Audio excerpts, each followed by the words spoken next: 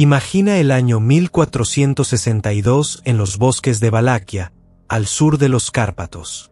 Un ejército otomano de más de 20.000 hombres avanza confiado por un valle estrecho. El sultán Mehmed II, el conquistador de Constantinopla, ha enviado esta fuerza para castigar a un príncipe rebelde que se niega a pagar tributo. Los soldados turcos bromean sobre lo fácil que será aplastar a ese perro cristiano. De pronto, el camino se abre, y el horror los golpea como un muro. Ante ellos, a lo largo de kilómetros, se extiende un bosque de estacas. Más de 20.000 estacas altas, afiladas, clavadas en la tierra. Y en cada una, un cuerpo humano empalado. Hombres, mujeres, niños, soldados capturados. Algunos aún vivos, retorciéndose lentamente, con las entrañas cayendo al suelo. El aire apesta a sangre, excrementos y muerte. Cuervos y buitres vuelan en círculos, picoteando ojos y carne. Los gritos débiles de los agonizantes se mezclan con el viento. Los soldados otomanos, veteranos de 100 batallas, vomitan. Algunos huyen despavoridos. El propio sultán, al ver el espectáculo, palidece y ordena la retirada inmediata. ¿Qué hombre puede hacer algo así?, murmura. Ese hombre es Vlad III, príncipe de Valaquia, más conocido como Vlad Tepes, Vlad el Empalador.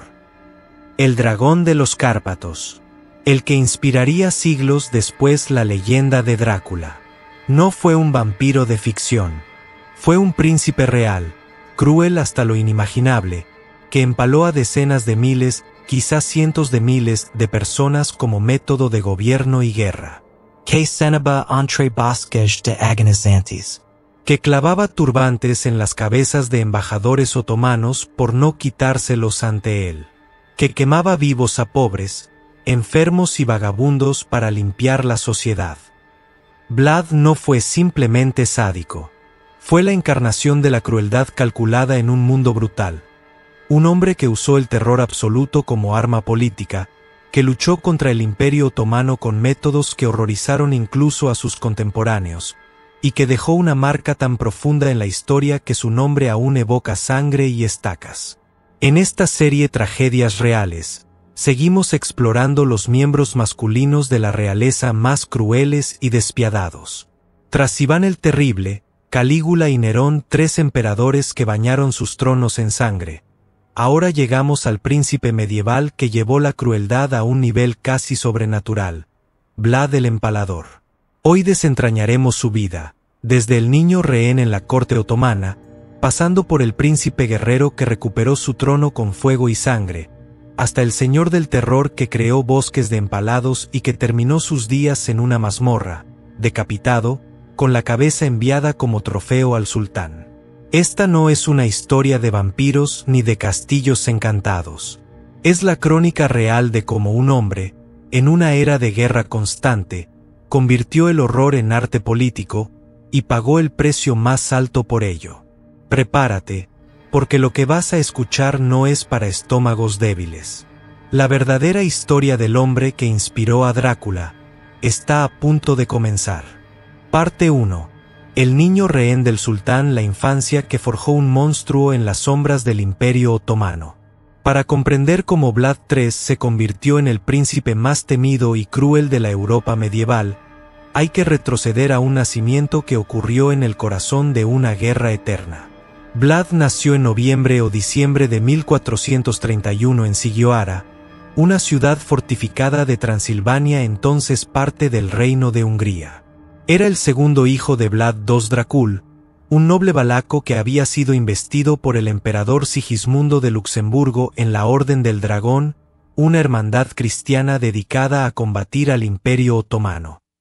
De ahí el sobrenombre Dracul, dragón en rumano antiguo, pero también diablo. La infancia de Vlad fue cualquier cosa menos pacífica. Valaquia y el Principado al sur de los Cárpatos, entre Hungría y el Imperio Otomano, era un estado tampón en una frontera sangrienta. Los príncipes valacos debían equilibrar lealtad al rey húngaro con tributos al sultán otomano para evitar invasiones. Vlad II Dracul jugó ese juego peligroso. Aceptó el trono valaco en 1436 con apoyo húngaro, pero pronto se vio obligado a rendir vasallaje al sultán Murad II. En 1442, cuando Vlad tenía apenas 11 años, su padre tomó una decisión que marcaría su vida para siempre. Para garantizar un tratado de paz y demostrar lealtad al sultán, entregó a 2 de sus hijos como rehenes a la corte otomana, Vlad y su hermano menor Radu. Los niños fueron llevados a Adrianópolis, hoy Edirne, la capital otomana, y luego a la fortaleza de Egrigos en Anatolia. Allí pasarían 6 años como prisioneros de lujo. La vida como rehén en la corte otomana era un doble filo. Por un lado, los príncipes extranjeros recibían educación de élite. Aprendían turco, árabe, persa, historia islámica, equitación, tiro con arco, estrategia militar. Vlad se destacó. Era inteligente, fuerte, rápido. Los cronistas otomanos lo describen como un muchacho de ojos verdes penetrantes, cabello negro, temperamento ardiente y una memoria prodigiosa. Pero por otro lado, era un prisionero. Cualquier desobediencia de su padre en Valaquia podía costarle la vida. Los castigos corporales eran comunes. Los eunucos y janízaros vigilaban cada movimiento. Los rehenes veían ejecuciones públicas, decapitaciones, empalamientos, estrangulamientos. Y el empalamiento era el castigo favorito de los otomanos para traidores y rebeldes. Vlad lo vio de cerca. Cuentan que, siendo adolescente, presenció como un boyardo búlgaro rebelde fue empalado vivo frente a la fortaleza. La estaca untada de aceite introducida por el recto, saliendo por la boca tras horas de agonía. El hombre gritó hasta que la estaca le perforó los pulmones. Vlad, obligado a mirar, no lloró. Según relatos posteriores, miró fijamente y preguntó en turco, «¿Duele mucho?». El verdugo respondió, «Al principio sí, luego te acostumbras, o mueres». Esa escena se grabó en su mente. Además, Vlad sufrió humillaciones personales. Su hermano menor Radu, más hermoso y dócil, atrajo la atención del príncipe Mehmed, futuro Mehmed II, el conquistador de Constantinopla. Radu fue convertido en favorito del harén masculino del príncipe, una práctica común en la corte otomana. Vlad, orgulloso y rebelde, rechazó avances similares y fue castigado con azotes y aislamiento.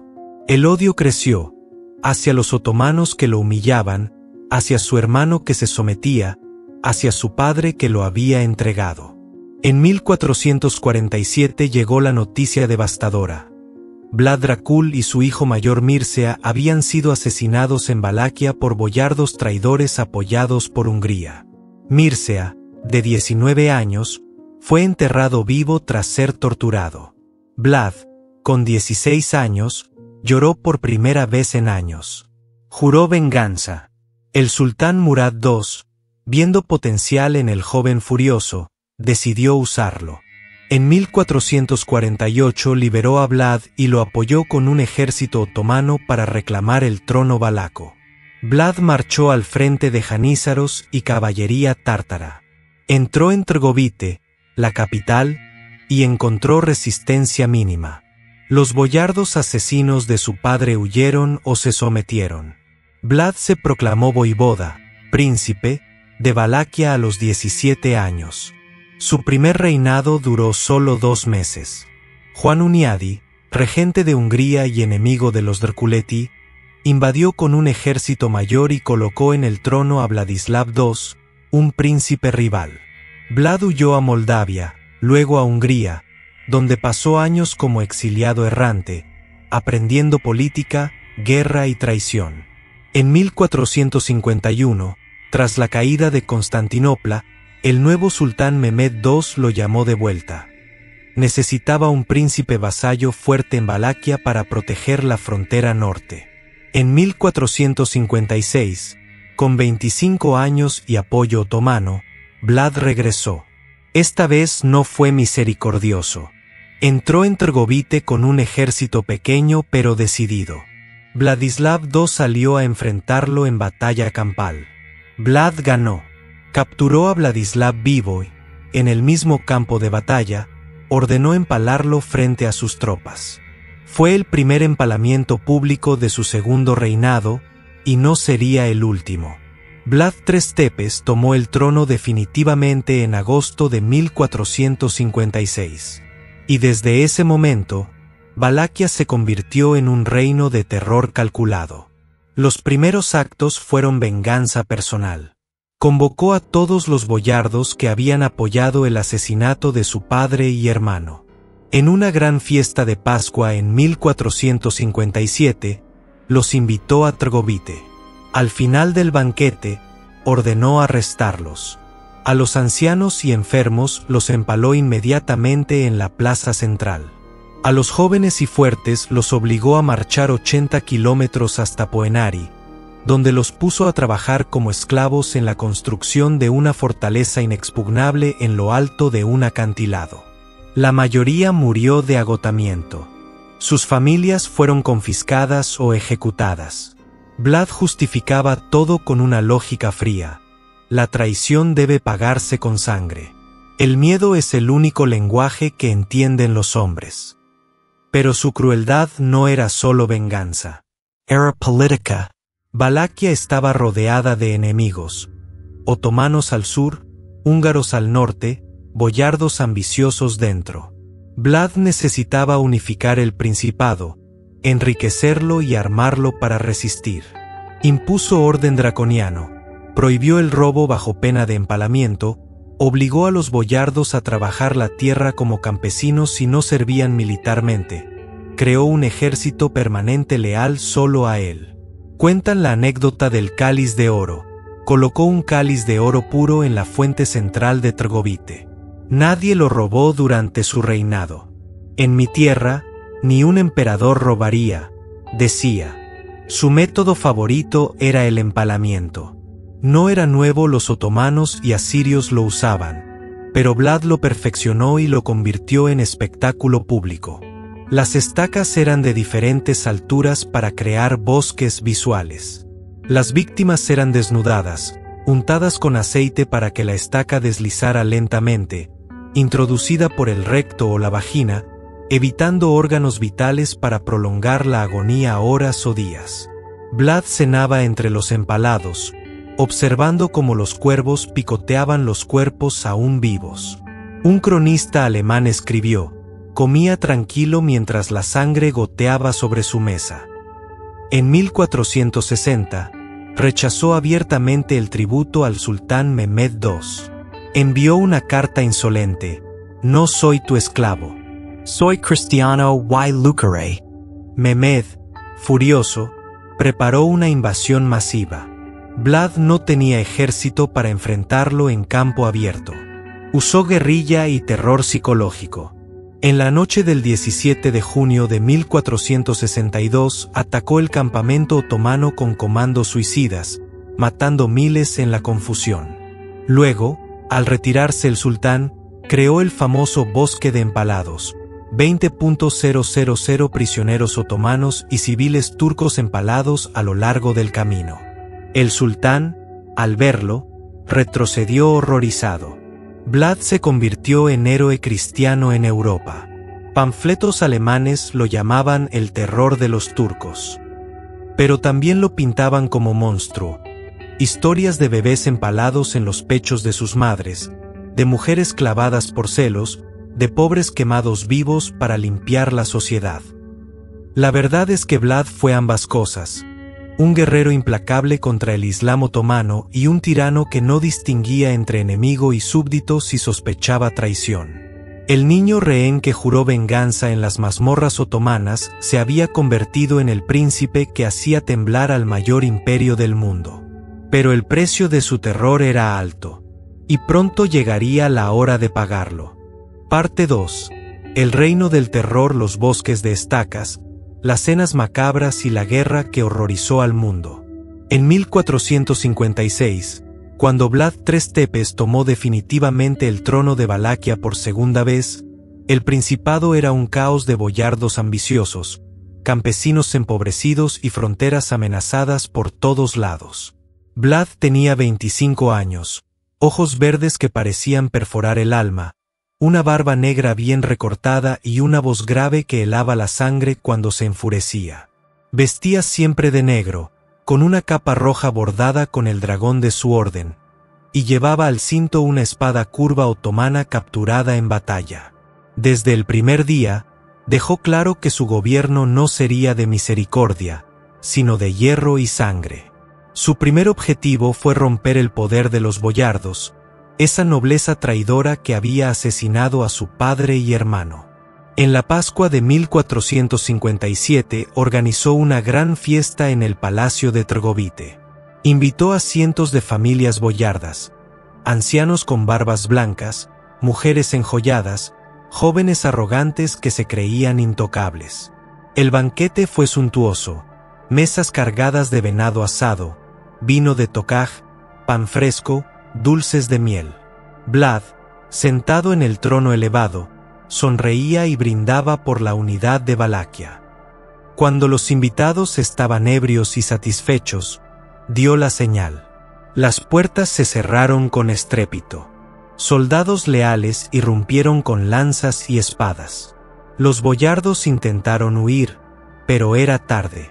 Vlad se levantó lentamente y habló con voz calmada. Ustedes mataron a mi padre y enterraron vivo a mi hermano. Hoy pagarán. Los ancianos y enfermos, unos 500, fueron arrastrados inmediatamente a la plaza central. Allí, frente a la corte horrorizada, los desnudaron y empalaron uno a uno. Las estacas eran altas, de madera de roble endurecida al fuego, afiladas pero no demasiado para que la muerte fuera lenta. Los verdugos, expertos traídos de Transilvania, introducían la estaca por el recto, evitando el corazón y los pulmones. Los cuerpos se deslizaban lentamente por su propio peso, los gritos resonaban en la noche mientras la estaca salía por la boca o el hombro horas después.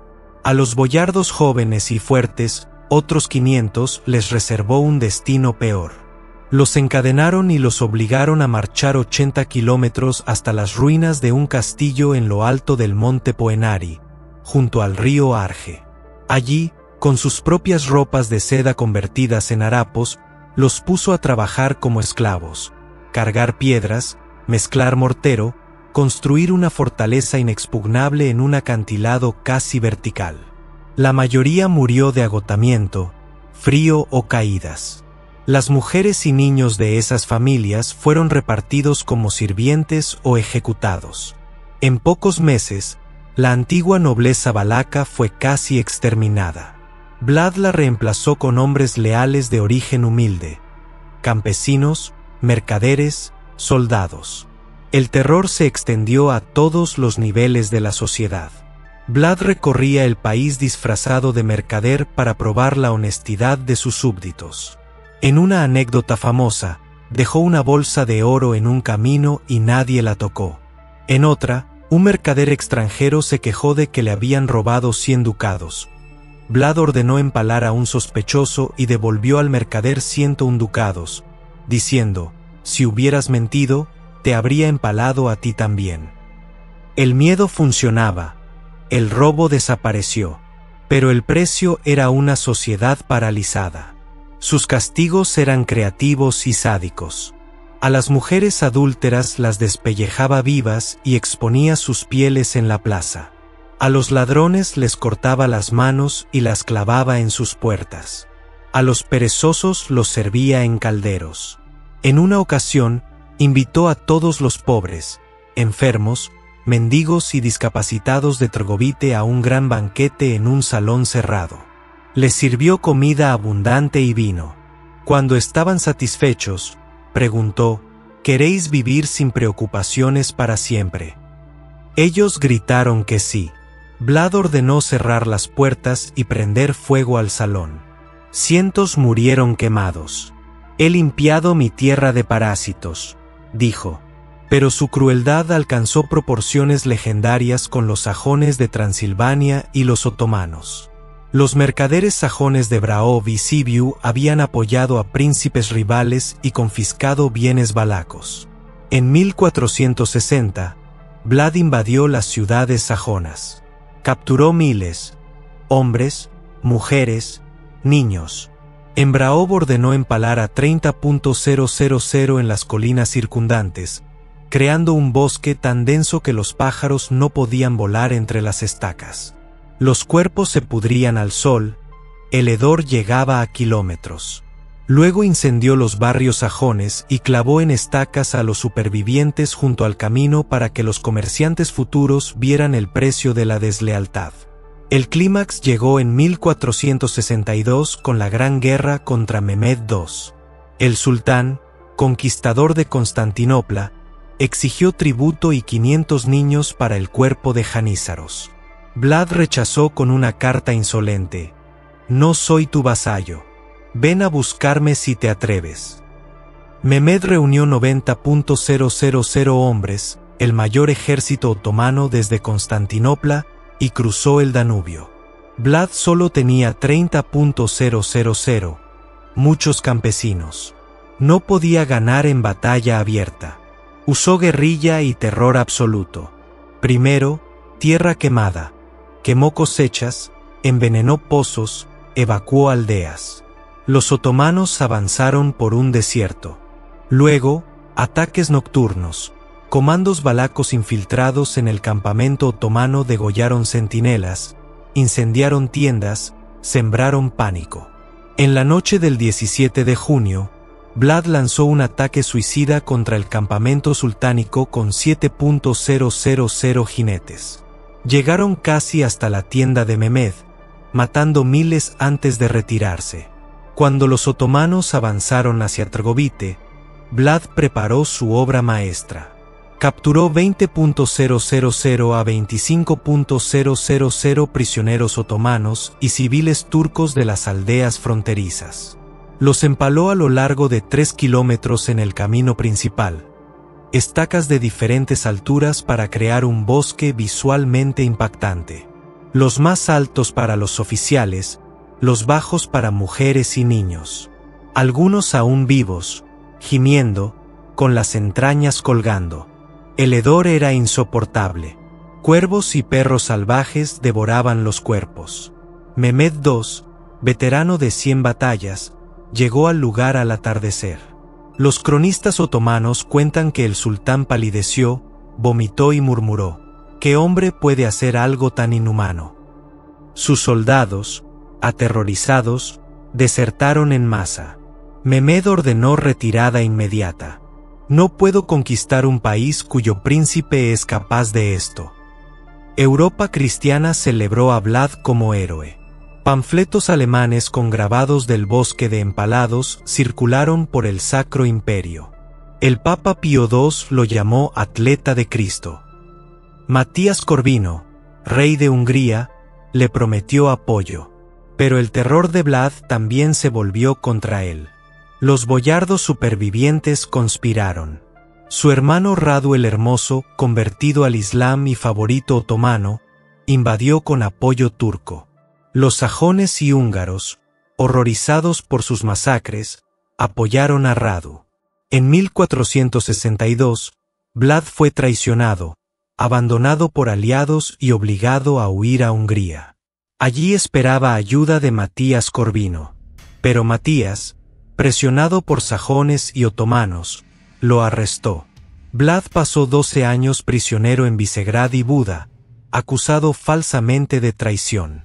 El príncipe que había hecho temblar al sultán terminó encadenado, mirando por una ventana el Danubio fluir. El terror que había sembrado como arma se volvió contra él, y el mundo que había horrorizado ahora lo repudiaba.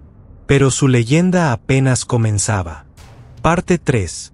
El prisionero del rey, los años de cadenas, la traición final y la muerte en la oscuridad. El año 1462 terminó con Vlad tres Tepes huyendo a través de los Cárpatos cubiertos de nieve, perseguido por las tropas de su hermano Radu el Hermoso y los otomanos. El príncipe que había hecho retroceder al sultán Mehmed II con un bosque de 20.000 empalados ahora cabalgaba con solo un puñado de leales, exhausto, hambriento, con la barba crecida y los ojos hundidos por la falta de sueño. Creía que al cruzar la frontera húngara encontraría refugio. Matías Corvino, rey de Hungría, le había prometido apoyo en cartas. Ven, valiente atleta de Cristo, y juntos aplastaremos a los turcos. Pero cuando Vlad llegó a la fortaleza de Buda en noviembre de 1462, la bienvenida fue una trampa. Matías Corvino lo recibió con sonrisas falsas. Lo invitó a un banquete en el castillo sobre el Danubio. Vlad, confiado, entró con su escolta pequeña. Al final de la cena, las puertas se cerraron. Soldados húngaros desarmaron a sus hombres. Matías se levantó y leyó una carta falsa, supuestamente escrita por Vlad al sultán, ofreciendo traicionar a Hungría a cambio de ayuda otomana. «Príncipe Drácula», dijo el rey con voz fría, «has conspirado con los infieles. Quedas arrestado por alta traición». Vlad protestó, rugió, intentó desenvainar su espada, pero fue reducido. Lo encadenaron en el acto. Sus leales fueron ejecutados o encarcelados. El hombre que había empalado a decenas de miles fue arrastrado a una mazmorra como un criminal común. Los siguientes 12 años fueron un infierno lento. Primero lo confinaron en la Torre de Visegrad, una prisión fortaleza sobre el Danubio. La celda era húmeda, oscura, con una ventana pequeña desde la que se veía el río fluir libre. Vlad, acostumbrado a cabalgar por sus tierras y dictar terror, ahora pasaba días enteros encadenado a la pared. Los guardias lo alimentaban con pan duro y agua. Le permitían caminar 1 hora al día en el patio, siempre vigilado. Según relatos húngaros, en los primeros meses gritaba por las noches, maldecía a Matías, a Radu, a los boyardos. Golpeaba las paredes hasta sangrar las manos. Pero Vlad no era hombre que se rindiera fácilmente. Con el tiempo, aprendió a sobrevivir. Usó su inteligencia para ganarse a los carceleros. Les contaba historias de batallas, les prometía oro si algún día recuperaba el trono. Empezó a tallar figuras en madera con un cuchillo que le permitieron. Dragones, estacas, cabezas cortadas. Una anécdota famosa cuenta que atrapaba ratas en la celda y las empalaba en astillas, creando pequeños bosques macabros para entretenerse. Los guardias lo miraban horrorizados y susurraban, «El diablo no ha muerto». Matías Corvino lo mantuvo vivo por razones políticas. Vlad seguía siendo útil como carta contra los otomanos. En 1475, cuando la amenaza turca creció, el rey empezó a considerar restaurarlo. Lo trasladó a una prisión más cómoda en Buda, casi arresto domiciliario en una torre del castillo real. Allí Vlad recibió visitas, nobles húngaros, emisarios valacos, incluso su prima por matrimonio, Ilona Esilagi. Se casó con ella, una mujer húngara de sangre real, y tuvo 2 hijos. La vida mejoró. Libros, vino decente, paseos por los jardines. Vlad recuperó algo de su antigua energía. Escribió cartas, planeó su regreso. En Valaquia, meanwhile, el reinado de Radu el Hermoso y su sucesor Basarab Layot era débil. Los boyardos conspiraban, los otomanos exigían más tributo, los campesinos recordaban con nostalgia el orden de Vlad. Canciones populares lo llamaban el príncipe justo que castigaba a los malos. El mito crecía. Algunos decían que estaba muerto y resucitaría, otros que esperaba en Hungría como un dragón dormido. En 1476, Matías Corvino decidió usarlo de nuevo. La guerra contra los otomanos se intensificaba. Esteban el Grande de Moldavia, primo de Vlad, presionó para su liberación. Matías lo soltó con condiciones. Vlad comandaría un ejército húngaro-moldavo-valaco para recuperar el trono y servir como vasallo fiel. Tenía 45 años, el cabello gris, cicatrices de batallas y prisión, pero los ojos seguían ardiendo con la misma furia. En noviembre de 1476, Vlad cruzó los Cárpatos al frente de 20.000 hombres. Entró en Trgovite sin resistencia. Vlad se proclamó voivoda por tercera vez. Celebró con un banquete donde empaló a los boyardos que habían apoyado a Lajos. «He vuelto», dijo alzando una copa de sangre simbólica. «Y esta vez nadie me traicionará». Su tercer reinado duró solo 2 meses. Los otomanos reaccionaron rápido. Basarab Lajos regresó con un ejército turco mayor. Esteban el Grande se retiró a Moldavia. Matías Corvino no envió refuerzos prometidos. Vlad quedó aislado con un ejército pequeño. La batalla final ocurrió en diciembre de 1476 o enero de 1477 cerca de Snagov o Bucarest, las fuentes difieren. Vlad cargó personalmente al frente de su caballería, como en sus días de gloria. Luchó con furia, cortó cabezas, atravesó enemigos con su lanza. Pero fue traicionado de nuevo. Un boyardo valaco, o un asesino disfrazado, lo apuñaló por la espalda en la confusión. Vlad cayó del caballo, rodeado de enemigos. Lo acuchillaron decenas de veces. Su cabeza fue cortada y enviada en miel al sultán Mehmed II como trofeo. El cuerpo, según tradición, fue enterrado en el monasterio de Snagov, en una isla del lago. La muerte fue tan brutal como su vida. Mehmed exhibió la cabeza en Constantinopla clavada en una estaca, para que todos vieran el fin del empalador. Los valacos lloraron en secreto. Los otomanos celebraron. Los húngaros fingieron indiferencia. Pero la leyenda no murió con él. En los años siguientes, panfletos alemanes circularon por Europa con grabados sensacionalistas. Vlad cenando entre empalados, empalando bebés, quemando pobres. Lo llamaban Draculea, hijo del dragón / demonio. En Rusia, cuentos eslavos lo pintaban como héroe contra los turcos. En Valaquia, canciones populares lo recordaban como protector de los pobres contra boyardos ricos. En el siglo XIX, Bram Stoker leyó sobre él en libros de viajes victorianos. Mezcló su nombre, Drácula, con leyendas transilvanas de vampiros y creó el Conde Inmortal. La ficción eclipsó la realidad, pero la esencia quedó, un príncipe de sangre y terror. Vlad gobernó en total unos 8 años, pero su sombra duró siglos. Fue héroe nacional rumano, el que resistió solo al Imperio Otomano cuando Europa temblaba.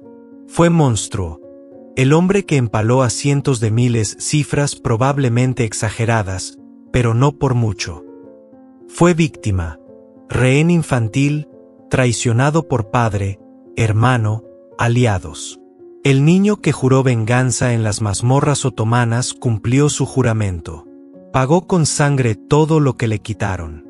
Y cuando finalmente cayó, el mundo respiró aliviado, pero nunca olvidó su nombre. Porque Vlad el Empalador no fue solo un príncipe cruel. Fue el recordatorio vivo de que, en tiempos de guerra eterna, el terror puede ser la única arma de los débiles, y que quien vive por la estaca, a menudo muere por la traición. Parte 4. El regreso del dragón, la última batalla, la traición definitiva y la cabeza en la estaca del sultán. El invierno de 1476 fue uno de los más fríos que los Cárpatos recuerdan. La nieve cubría los pasos como un sudario blanco, el viento aullaba entre los abetos como almas en pena. En la fortaleza de Buda, Vlad Tres Tepes, ahora con 45 años, el cabello gris plateado, cicatrices cruzando su rostro como mapas de batallas olvidadas, recibió la noticia que había esperado durante 12 largos años de cadenas. Matías Corvino, rey de Hungría, lo liberaba. No por misericordia, por necesidad. El Imperio Otomano avanzaba como una marea negra. Mehmed II, el conquistador de Constantinopla, amenazaba a Hungría y Moldavia. Esteban el Grande, primo de Vlad y voivoda de Moldavia, presionaba al rey húngaro: si queréis un muro contra los turcos, devolvedme a mi primo. Nadie los conoce y los aterroriza como él. Matías, pragmático, firmó la orden. Vlad salió de su prisión casi domiciliaria en Buda con una sonrisa fría. Besó la mano de su esposa húngara Ilona y a sus 2 hijos pequeños. «Volveré con el trono o no volveré», dijo. Montó un caballo negro, reunió a los leales que aún lo recordaban y cruzó los Cárpatos en noviembre de 1476 al frente de un ejército de 20.000 hombres, húngaros, moldavos, valacos exiliados y mercenarios serbios. El regreso fue un torbellino de fuego y sangre. Vlad entró en Valaquia como un fantasma resucitado. Las aldeas lo recibían con campanas y lágrimas. Los campesinos lo recordaban como el príncipe que castigaba a los boyardos ricos y protegía a los pobres. «Drculea ha vuelto», gritaban. Basarab Layot, el príncipe títere otomano, huyó al sur sin luchar. Vlad tomó Trgovite en días. En la plaza central, donde 15 años antes había empalado a los asesinos de su padre, organizó un banquete de bienvenida. Invitó a los boyardos que habían apoyado a Layot. Al final de la cena, las puertas se cerraron. Los soldados irrumpieron. Vlad se levantó lentamente, con la misma voz grave que helaba la sangre. «Creísteis que el dragón estaba muerto. Ahora veréis que solo dormía». Los empalamientos comenzaron esa misma noche. 100 boyardos fueron desnudados y arrastrados a la plaza. Las estacas altas, afiladas, untadas con aceite se alzaron bajo la luna. Los gritos resonaron hasta el amanecer. Vlad observó desde su trono portátil, bebiendo vino tinto que parecía sangre a la luz de las antorchas.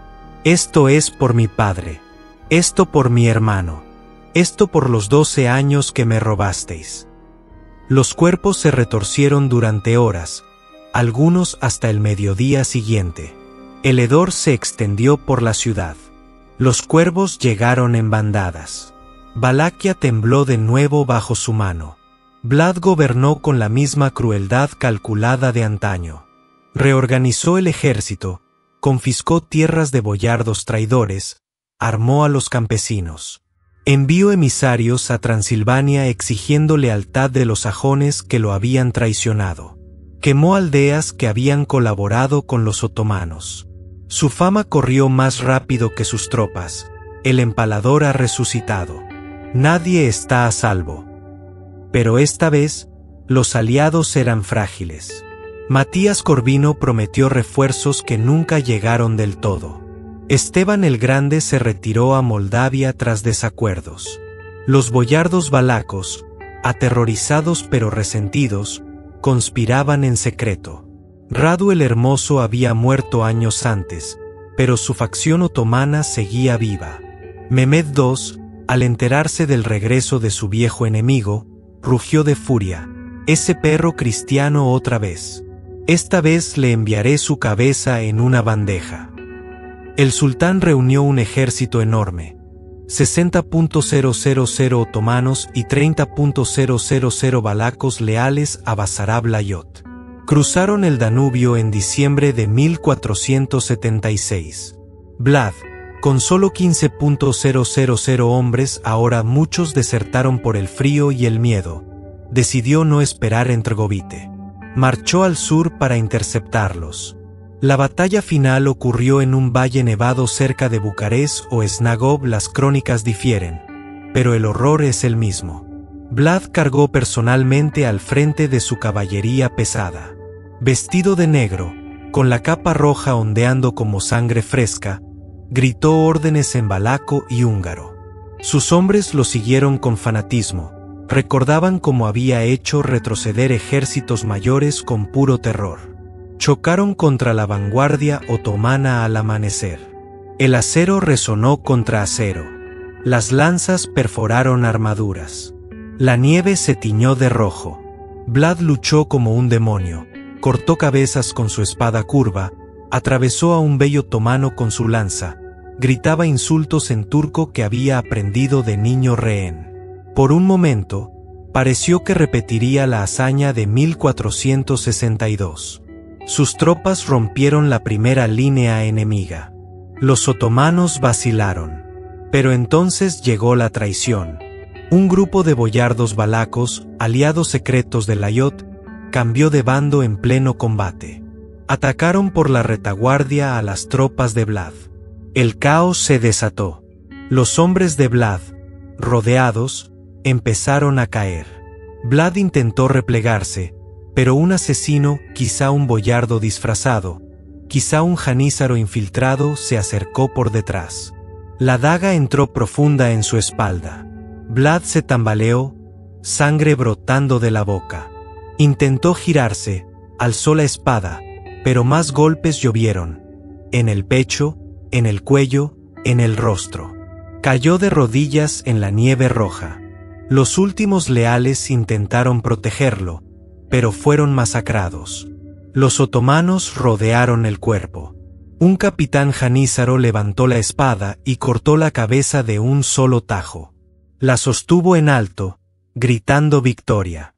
El cuerpo, aún con armadura negra, fue abandonado en la nieve para los lobos. La cabeza fue embalsamada en miel y enviada a Constantinopla.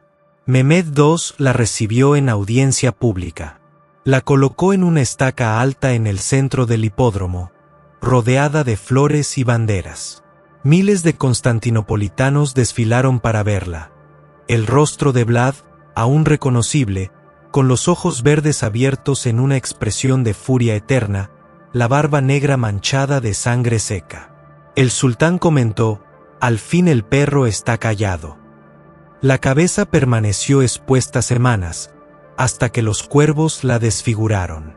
El cuerpo, según tradición valaca, fue recuperado en secreto por monjes leales y enterrado en el monasterio de Snagov, en una isla del lago. Excavaciones modernas encontraron una tumba vacía o huesos equivocados, el misterio perdura. Valaquia cayó de nuevo bajo dominio otomano indirecto. Basarab Layot regresó brevemente, pero el principado nunca olvidó a Vlad. En los años siguientes, su leyenda explotó. Panfletos alemanes impresos en las primeras prensas circularon por Europa con grabados sensacionalistas. Vlad cenando entre miles de empalados, bebiendo sangre de copas, empalando bebés en los pechos de madres. Lo llamaban Draculea, hijo del diablo. En Rusia, cuentos eslavos lo pintaban como héroe ortodoxo contra los turcos.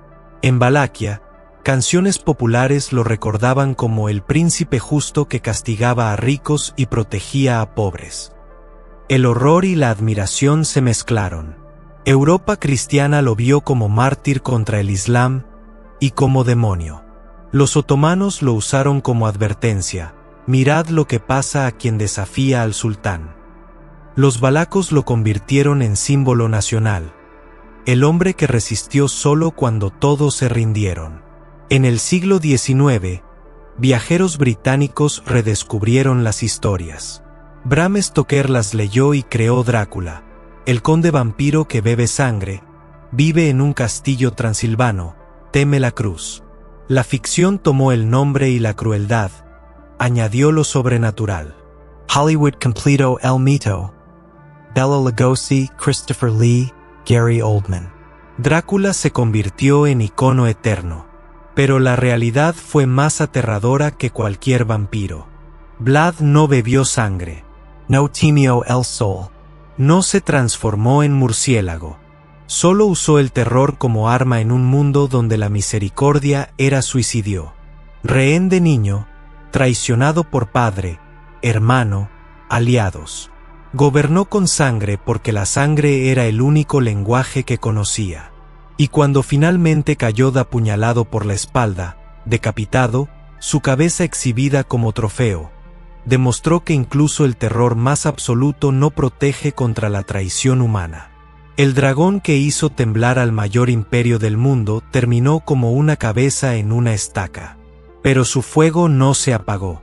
Porque Vlad el Empalador nos recuerda que, en épocas de guerras sin fin, el monstruo no siempre es el enemigo. A veces es el único que se atreve a hacerlo. Parte 5. El mito que no muere, de los panfletos sangrientos al conde vampiro, el legado eterno de Vlad. La cabeza de Vlad Tres Tepes permaneció expuesta en Constantinopla durante semanas. El sol de enero la secaba, la miel la conservaba, los cuervos picoteaban los ojos verdes que una vez habían helado la sangre de ejércitos enteros. Los constantinopolitanos desfilaban para verla. Algunos escupían, otros rezaban en silencio, muchos simplemente temblaban. Mehmed II, satisfecho, ordenó finalmente retirarla. Nadie sabe dónde terminó. Quizá arrojada al Bósforo, quizá guardada como trofeo en un palacio que ya no existe. El cuerpo, según la tradición valaca más persistente, fue recuperado en secreto por monjes leales y enterrado en el monasterio de Snagov, en una tumba sin nombre frente al altar. Excavaciones del siglo XX encontraron huesos decapitados y una capa roja descolorida, pero el misterio sigue vivo. ¿Es realmente él, o los monjes lo escondieron en otro lugar para protegerlo de profanadores?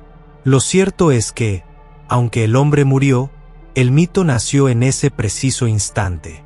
En los años inmediatamente posteriores a 1477, la leyenda de Vlad se extendió como un incendio forestal por Europa. Los primeros en difundirla fueron los sajones de Transilvania, aquellos mismos mercaderes de Brahov y Sibiu que Vlad había masacrado. Impresores alemanes, en las nuevas prensas de Gutenberg, publicaron panfletos sensacionalistas ilustrados con grabados en madera que helaban la sangre. Vlad sentado a una mesa larga, comiendo tranquilo mientras a su alrededor miles de empalados se retuercen en agonía. Vlad ordenando hervir vivos a pobres en calderos. Vlad empalando bebés en los pechos de sus madres mientras los padres miran horrorizados. Los títulos eran directos: la historia espantosa y verdadera de Drácula el Woewoda, del príncipe Dracole, como castigó cruelmente a la gente. Estos panfletos, más de una docena entre 1488 y 1560, se vendieron como pan caliente en el Sacro Imperio Romano Germánico. Eran propaganda sajona. Los mercaderes querían justificar su apoyo a príncipes rivales y pintar a Vlad como un monstruo para desacreditar a los valacos. Exageraban cifras: 100.000, 300.000 empalados. Inventaban atrocidades: que bebía sangre de copas, que dormía entre cadáveres. Pero la base era real: los bosques de estacas, las cenas macabras, los castigos creativos. Europa, en plena guerra contra los turcos tras la caída de Constantinopla, devoraba estas historias con una mezcla de horror y fascinación. En Rusia y los países eslavos, la imagen era opuesta. Los cronistas rusos lo llamaban Vlad el Justo, el príncipe cristiano que resistió solo al sultán, que castigaba a boyardos corruptos y protegía a los campesinos. Canciones populares valacas lo recordaban como un héroe nacional. Cuando Drculea gobernaba, un ducado de oro podía quedarse en la fuente y nadie lo tocaba. En Moldavia, su primo Esteban el Grande lo lloró públicamente como el más valiente de los voivodas. La ortodoxia lo vio como mártir contra el Islam. Incluso hoy, en Rumanía, Vlad es símbolo nacional. Su retrato está en billetes, estatuas lo muestran con espada y dragón. En el siglo XVI, la leyenda cruzó los Alpes. Matias Corvinus, el rey húngaro que lo traicionó, usó historias de Vlad para justificar su propia guerra contra los turcos. Humanistas italianos como Antonio Bonfini escribieron sobre él con horror contenido. En España, durante la Reconquista, se contaban sus hazañas como ejemplo de crueldad necesaria contra los infieles. Pero el nombre Draculea, hijo del dragón, empezó a mutar. En algunos textos se asoció con Dracul como diablo. El empalamiento, castigo asiático, se vio como demoníaco. El siglo XIX trajo el redescubrimiento romántico. Viajeros británicos y franceses recorrieron Transilvania buscando castillos góticos y leyendas locales. Emily Gerard, una escritora escocesa residente en Transilvania, publicó en 1885 un artículo sobre folclore local. Mencionaba Nosferatu, no muerto, y Strigoi, vampiros que chupan sangre. Pero el vínculo definitivo llegó con Arminius Bamberi, un erudito húngaro que contó a Bram Stoker en una cena en Londres la historia real de Vlad Tepes. Stoker, buscando un nombre para su conde vampiro, encontró en un libro de la Biblioteca Británica una nota: Drácula en valaco significa diablo. Lo adoptó. En 1897 se publicó Drácula. Stoker mezcló todo, el nombre y la crueldad histórica de Vlad, castillos transilvanos, leyendas de vampiros eslavos, miedos victorianos a la sexualidad y la inmigración. El conde Drácula no empala, pero bebe sangre, duerme en ataúd, teme la cruz. El castillo de Bran, nunca habitado por Vlad, se convirtió en el castillo de Drácula. La ficción eclipsó la realidad, pero la esencia quedó: un príncipe de la noche, cruel, seductor, inmortal. El siglo XX convirtió el mito en industria. Bela Lugosi en 1931, Christopher Lee en los años 50 a 70, Gary Oldman en 1992. Cada generación tuvo su Drácula cinematográfico. Libros, cómics, series, videojuegos. Transilvania se llenó de turistas buscando el castillo del vampiro. Rumanía abrazó el turismo oscuro, guías vestidos de Drácula, hoteles temáticos, tours nocturnos. Pero paralelamente, la historia real resurgió. En la era Ceausescu, el régimen comunista rumano rehabilitó a Vlad como héroe nacionalista, el que resistió al imperialismo otomano. Películas rumanas lo mostraron como guerrero justiciero. Tras 1989, el debate continuó: ¿héroe o monstruo? En 2004, una encuesta lo colocó entre los 100 rumanos más grandes. Su estatua en Sighisoara atrae turistas, pero también hay voces que lo llaman genocida. La verdad está en el gris. Vlad empaló entre 40.000 y 100.000 personas, cifras más realistas que las exageradas de los panfletos. Muchas eran enemigos de guerra: otomanos, sajones traidores, boyardos corruptos. En su época, la crueldad era moneda corriente. Mehmed II empalaba también, Iván el Terrible quemaba vivos, los húngaros desollaban. Pero Vlad la elevó a arte político, el terror como disuasión. Funcionó. Valaquia resistió décadas más que otros principados. Su legado es doble. En Rumanía, símbolo de independencia, resistencia, justicia brutal contra poderosos. En Occidente, el villano perfecto, el origen del vampiro moderno. En la cultura global, el nombre Drácula evoca noche, sangre, seducción y horror. Hoy, cuando visitamos el monasterio de Snagov, la tumba supuesta está vacía o equivocada. Cuando subimos al castillo de Puenari, la fortaleza que construyó con esclavos boyardos, las ruinas miran el valle donde una vez hubo bosques de estacas.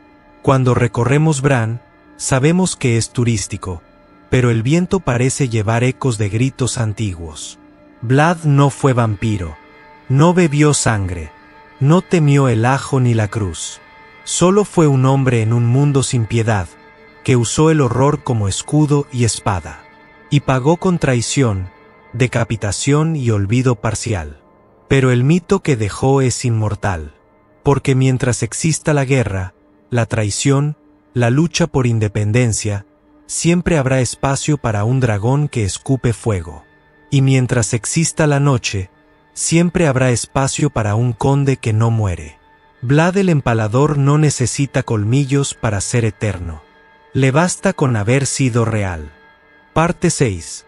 El dragón que nunca muere, del legado sangriento de Vlad, de la historia al mito eterno y la lección que aún nos acecha. La cabeza de Vlad Tres Tepes, embalsamada en miel, fue bajada finalmente de la estaca en Constantinopla. Los cuervos habían hecho su trabajo, los ojos verdes ya no miraban, la barba negra estaba deshecha, el rostro de una vez temido por ejércitos era ahora una máscara grotesca. Mehmed II, satisfecho con su victoria, ordenó arrojarla al Bósforo o guardarla en un almacén olvidado. Nadie lo sabe con certeza. El cuerpo, decapitado y abandonado en la nieve valaca, desapareció en la leyenda. Unos dicen que los monjes de Snagov lo recuperaron en secreto y lo enterraron frente al altar. Otros que los lobos lo devoraron. Otros que sus leales lo escondieron en una tumba sin marca en los Cárpatos para que ni siquiera la muerte lo traicionara otra vez. Pero aunque la carne murió, el nombre no. En los primeros años tras 1477, Europa se dividió en dos imágenes irreconciliables de Vlad. En el Sacro Imperio Romano Germánico y entre los sajones de Transilvania, era el monstruo absoluto. Los panfletos impresos, las primeras fake news masivas de la historia, lo pintaban como un sádico demoníaco, cenando entre miles de empalados mientras bebía su sangre en copas de oro, ordenando despellejar vivos a mujeres por adulterio, quemando aldeas enteras por diversión. Los grabados eran brutales, cuerpos retorciéndose en estacas de diferentes alturas, cuervos picoteando entrañas expuestas, Vlad sonriendo con una calma infernal. Estos textos se vendían por miles en ferias y mercados. La gente los leía junto a la chimenea y se santiguaba. Draculea, decían, hijo del diablo. En Valaquia, Moldavia y los países ortodoxos, era el héroe trágico. Las canciones populares lo llamaban el príncipe justo, el que castigaba a boyardos corruptos, protegía a los campesinos, hacía que un ducado de oro pudiera quedarse en la fuente pública sin que nadie lo tocara. Los monjes ortodoxos lo recordaban como mártir cristiano contra el Islam. Esteban el Grande, su primo, lo lloró como el más valiente de los voivodas. En Rusia, los cronistas eslavos lo alababan por su resistencia al sultán.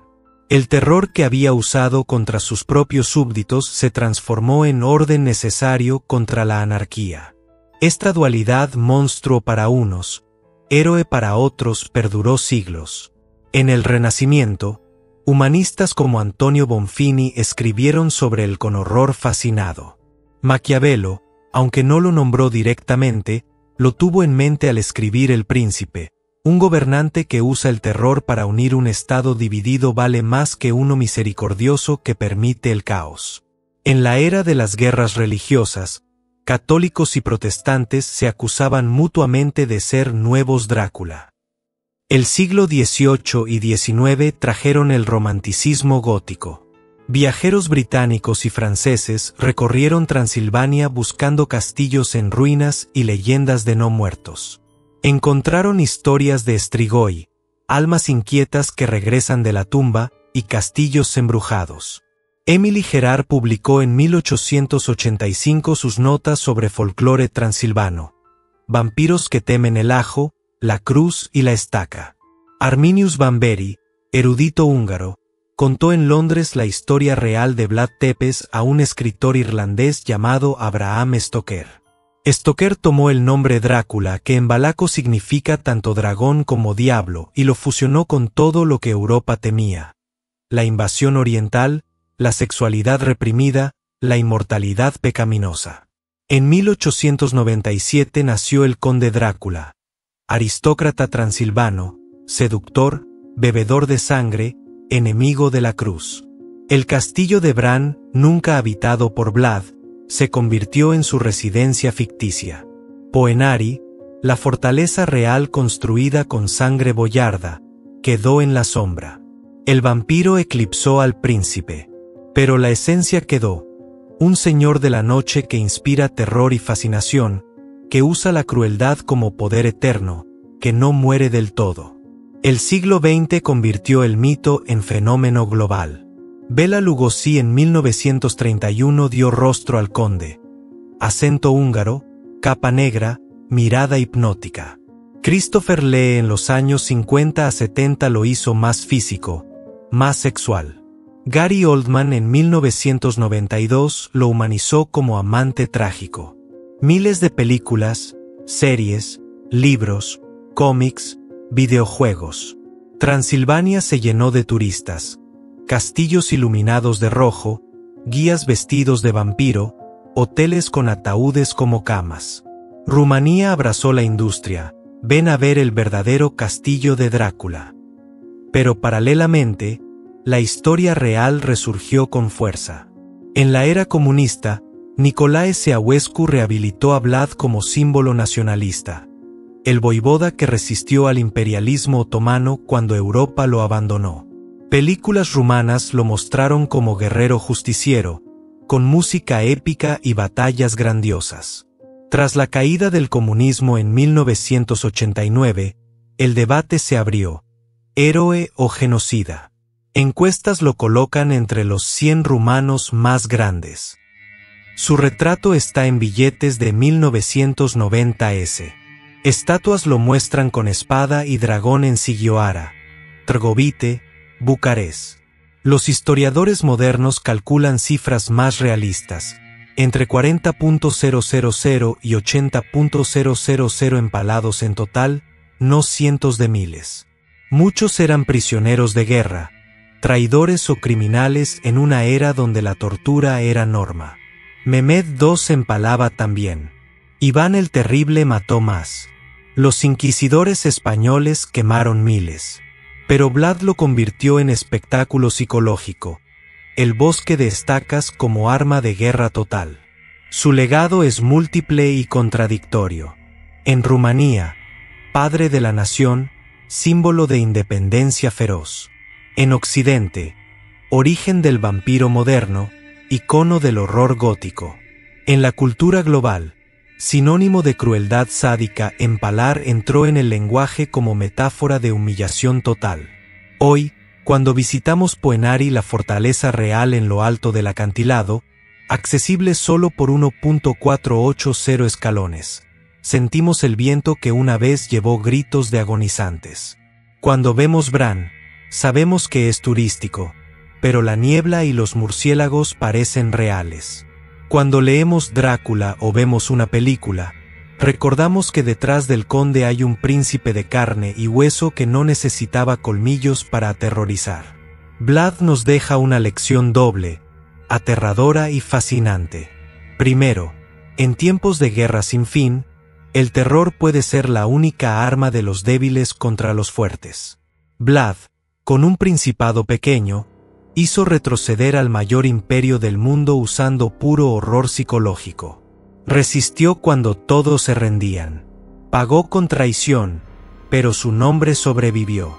Segundo, la crueldad absoluta corrompe absolutamente. Vlad empezó como rehén traumatizado, jurando venganza. Terminó como un hombre que cenaba entre agonizantes, que no distinguía entre enemigo y súbdito. El terror que usó como escudo se volvió su prisión. Y cuando cayó, nadie lo lloró oficialmente. Vlad el Empalador no fue un vampiro. Fue peor y mejor. Peor, porque fue real. La sangre que derramó no era ficción. Mejor, porque en su brutalidad había un propósito: independencia en un mundo que aplastaba a los pequeños. El dragón que escupió fuego contra el sultán, que hizo temblar a Europa con sus estacas, que terminó decapitado y exhibido como trofeo, nos mira desde la historia con esos ojos verdes que ya no existen. Y nos pregunta, en silencio: ¿hasta dónde llegarías tú para sobrevivir? ¿Cuánto terror justificarías por libertad? ¿Quién es el verdadero monstruo? ¿El que empala o los que traicionan y olvidan? Gracias por acompañarme en este viaje por las tragedias reales más oscuras de la realeza masculina cruel. Iván el Terrible, que bañó Rusia en sangre familiar. Calígula, el dios loco que casi destruye Roma. Nerón, el artista que tocó la lira mientras ardía el mundo. Vlad el Empalador, el príncipe que convirtió el horror en arma y pagó con su cabeza. Estos hombres no fueron demonios sobrenaturales. Fueron seres humanos que, en momentos de poder absoluto o desesperación absoluta, eligieron la crueldad como camino. Y nos dejaron un espejo sangriento. El próximo episodio nos llevará a otro rey infame. Enrique VIII de Inglaterra, el monarca que cortó cabezas de esposas, disolvió monasterios y cambió la religión de un país por un heredero varón. Suscríbete, activa la campana y prepárate. Porque las sombras de la corona nunca se apagan. Solo cambian de forma y esperan la próxima traición.